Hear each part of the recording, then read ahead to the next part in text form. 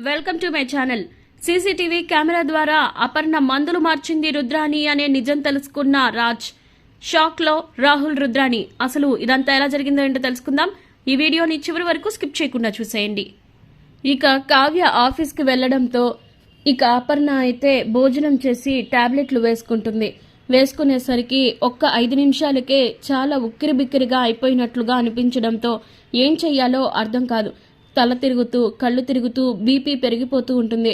ఇదేంటి, ఇప్పటి వరకు బాగానే ఉన్నాను కదా, ఇంతలోనే ఏమైపోయిందో అర్థం కావట్లేదు అని చెప్పేసి ఇంక తనలో తానే అనుకొని ఇంక ఏం చేయాలో అర్థం కాదు ఒక్కసారిగా. వెంటనే కావ్యకి ఫోన్ చేద్దామని చెప్పేసి ఇంకా కావ్యకి ఫోన్ చేస్తుంది. చేసేసరికి ఇంకా కావ్య ఫోన్ ఏమో ఆఫీస్లో ఒక టేబుల్ మీద ఉంటుంది. ఇక ఆ కావ్య ఏమో ఆఫీస్లో ఉన్న డాక్యుమెంట్స్ ఇంకా మిగతా ప్లేసెస్ అన్నీ చెక్ చేస్తూ ఉంటుంది. చెక్ చేస్తూ ఉండేసరికి ఇంకప్పుడు ఇక ఊపిరి ఆడకుండా అపర్ణ చాలా ఇబ్బంది పడిపోతుంటే ఇదేంటి కావ్య ఏమైందో అర్థం కావట్లేదు, ఇప్పుడు నేనేం చేయాలి, రాజ్కి చెప్తే చాలా కంగారు పడతాడేమో అని అనిపిస్తుంది, కానీ ఇప్పుడు చెప్పకుండా ఉండలేను అని చెప్పేసి వెంటనే ఇంకా రాజ్కి విత్తే ఫోన్ చేసేసిద్ది. ఫోన్ చేసేసరికి ఇంకా భోజనాలు అప్పుడే చేస్తారు. చేసిన తర్వాత ఇంక సరే అయితే ఇంకేమైనా ఉన్నాయా అది ఇది అని చెప్పి కళ్యాణ్ వాళ్ళని పంపించేస్తారు.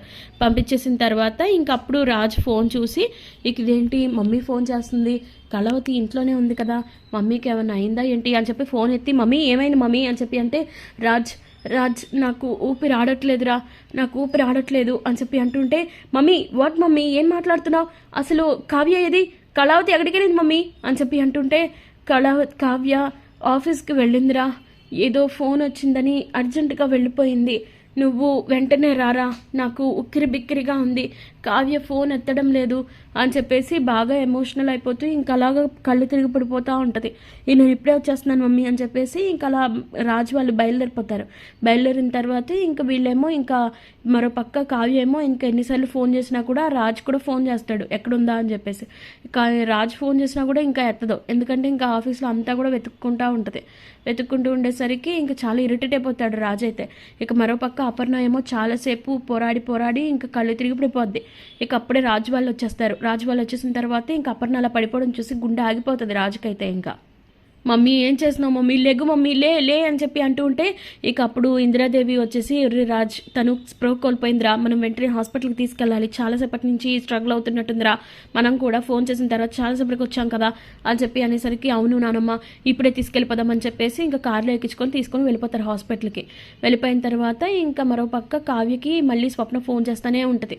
రిపీటెడ్గా ఫోన్ చేస్తున్నా కూడా ఇంకా ఎత్తదు. ఈ లోపు ఇంకా ఎక్కడా కూడా ఏ ప్రూఫ్ దొరకపోయేసరికి కావ్యకి ఇక మళ్ళీ టేబుల్ దగ్గరికి వచ్చింది ఫోన్ తీసుకుందామని చూస్తే ఒక్కసారిగా షాక్. ఎందుకంటే అపర్ణ ఫోన్ ఉంటుంది, ఇంకా రాజ్ కాల్స్ ఉంటాయి, ఇంకా స్వప్న కాల్స్ కూడా ఉంటాయి. ఇక అలా చూసి షాక్లో ఉండేసరికి ఇంక మళ్ళీ స్వప్న ఫోన్ చేస్తుంది. ఫోన్ చేసేసరికి ఇంకా కావ్య అప్పుడు ఫోన్ లిఫ్ట్ చేసి ఒసేయ్ ఫోన్ ఎక్కడ పెట్టి చచ్చావే, అసలు బుద్ధి జ్ఞానం ఏమన్నా ఉన్నాయా నీకు అని చెప్పి తిడతా ఉంటుంది. ఏమైందక్క, ఏంటి అంతమంది ఫోన్ చేశారు అని చెప్పి అంటూ ఉంటే మరి చేయాలా చంపాలా, అసలు నువ్వు ఎక్కడ చచ్చావు, అసలు అత్తయ్య గారికి చాలా సీరియస్ అయింది, మేము హాస్పిటల్కి తీసుకెళ్తున్నాం, నువ్వు వెంటనే హాస్పిటల్కి వచ్చాయి అని చెప్పేసి ఫోన్ పెట్టేసరికి ఇంకా ఒక్కసారిగా చాలా షాక్ అయిపోయి ఏడుపు వచ్చేస్తూ ఉంటుంది. ఇప్పుడు అత్తయ్య గారికి ఏమైనా అయితే ఆయన నన్ను జీవితంలో క్షమించరు, ఆయన అసలు ఏం జరుగుతుందో ఏం అర్థం కావట్లేదు, అత్తయ్య గారికి ఉన్నట్టుండి ఎందుకు ఇలా అయ్యి ఉంటుంది, అత్తయ్య గారు బాగానే ఉన్నారు కదా, ఆవిడ బాగానే ఉన్నారు అన్నారు కాబట్టే నేను వచ్చాను, లేకపోతే నేను వచ్చేదాన్నే కాదు అని చెప్పేసి ఇంకా అలా ఎమోషనల్ అవుతూ ఉంటే ఇంకా అప్పుడు తర్వాత ఆటోలో మళ్ళీ ఇంటికి వెళ్ళిపోద్ది, ఇంకా డైరెక్ట్గా హాస్పిటల్కి వెళ్ళిపోద్ది. ఈలోపే డాక్టర్ ఏమో తనని ఎమర్జెన్సీలో ఇక అపర్ణని ఎమర్జెన్సీలో చేర్పించుకొని ఇంకా ట్రీట్మెంట్ చేస్తూ ఉంటే ఇక డాక్టర్ గారు ఏమైందో చెప్పండి అంటే తన సీరియస్ కండిషన్లో ఉన్నారండి, ఆవిడ చాలాసేపటి నుంచి స్ట్రగుల్ అవుతున్నాడు, బీపీ పెరిగిపోయి దానికి ఎఫెక్ట్ హార్ట్కి వచ్చింది, సో మేము ఇప్పుడే అయితే ఏం చెప్పలేము, తననైతే చాలా ఎండింగ్ స్టేజ్లోనే తీసుకొచ్చారు, ఆవిడకి ఏమన్నా అయినా కూడా మేమేమి చేయలేమండి, ఎందుకంటే తను చాలాసేపటి నుంచి స్ట్రగుల్ అవుతూ వచ్చింది, మీరు అలర్ట్గా ఉండండి, బీ కాషియస్, మేమైతే మా ప్రయత్నం మేము చేస్తాం అని చెప్పేసి డాక్టర్లు అయితే లోపలికి వెళ్తారు. వెళ్ళిన తర్వాత ఇంకా ఈ లోపే కావ్య వచ్చి అత్తయ్య గారికి ఏమైంది చెప్పండి అని చెప్పేసి ఇంకా అలా అంటూ ఉంటే ఎవరు ఏం మాట్లాడరు. అసలు మీరు ఎందుకు ఇలా అంటున్నారో అర్థం కావట్లేదు, ప్లీజ్ ఎవరైనా ఏమైనా మాట్లాడండి, అత్తయ్య గారికి ఏమైంది అంటే ఇక రాజు అయితే ఇంకా కావ్య చంప మీద కొడతాడు. దాంతో ఇంకా అప్పుడు ఒక్కసారిగా ఇంకా అందరూ కూడా షాక్ అయిపోతారు. రుద్రాణి మాత్రం చాలా హ్యాపీగా ఫీల్ అవుతూ ఉంటుంది. ఎస్, నేను ఇన్నాళ్ళు కోరుకున్నది జరగాలనుకున్నది ఇదే, దాని చెంప పగలు పట్టి ఇప్పుడే ఇంటి నుంచి బయటికి గెంటేయాలి అని చెప్పేసి అంటూ ఉంటే, ఏమైందండి అని అంటే, ఇంకప్పుడు నోరు మూసే కళావతి, నోరు మూసే. మా అమ్మని మీ అమ్మలా చూసుకుంటాను అన్నావు, కానీ ఆఫీస్కి పరిగెత్తుకుంటూ వెళ్ళావు. ఏం తీరుద్దామని అక్కడ? అసలు ఏం చేద్దామని? మా అమ్మని ఏం చేద్దాం అనుకున్నావో చెప్పు. అసలు మా అమ్మ ఎవరికి కూడా ఏ హాని చేయలేదు కదే. నిన్ను ఎంతో దారుణంగా ఎంతో చక్కగా ట్రీట్ చేసింది కదా. నిన్ను తన కూతురులాగా అనుకుంటుందే ఇప్పుడు.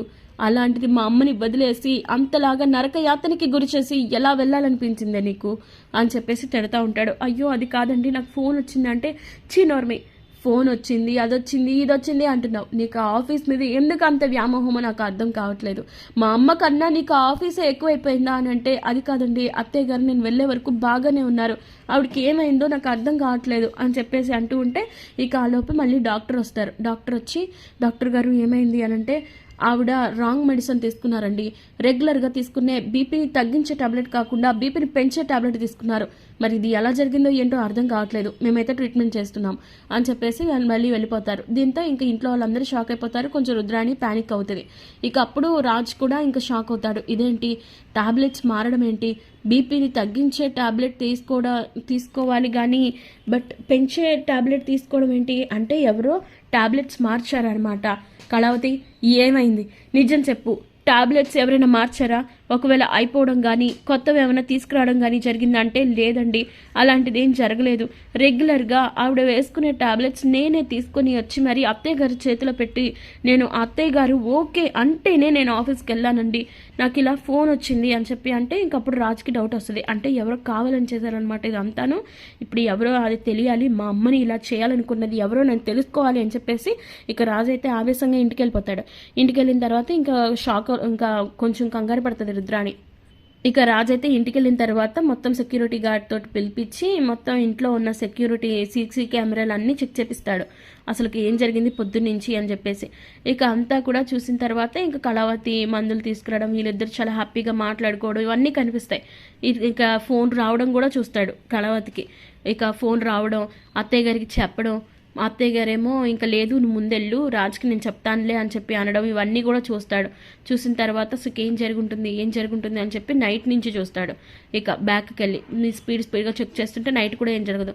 ఇక మార్నింగ్ ఏమైంది అని చెప్పేసి చూసేసరికి ఇంకా అప్పుడు మార్నింగ్ రుద్రాణి ఏమో ఒక చెంగులో ఏదో పెట్టుకొని ఇక అపర్ణ రూమ్లోకి వెళ్ళడం, వీళ్ళందరూ మాట్లాడుకుంటున్న టైంలో రుద్రాణి వెళ్ళి రూమ్లోకి వెళ్ళి ఇంకా సేఫ్గా మళ్ళీ వచ్చేయడం చూసి ఒక్కసారిగా ఇంకా షాక్ అవుతాడు.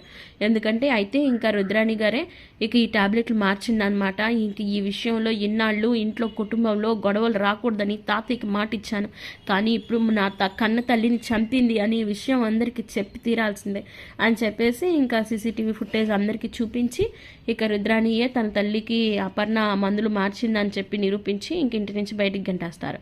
ఇక రాబోయే కాలంలో ఖచ్చితంగా ఇలా జరగాలనుకుంటే మా వీడియోని లైక్ చేయండి. మరిన్ని ఇలాంటి ఇంట్రెస్టింగ్ అప్డేట్స్ కోసం subscribe to our channel. Thank you.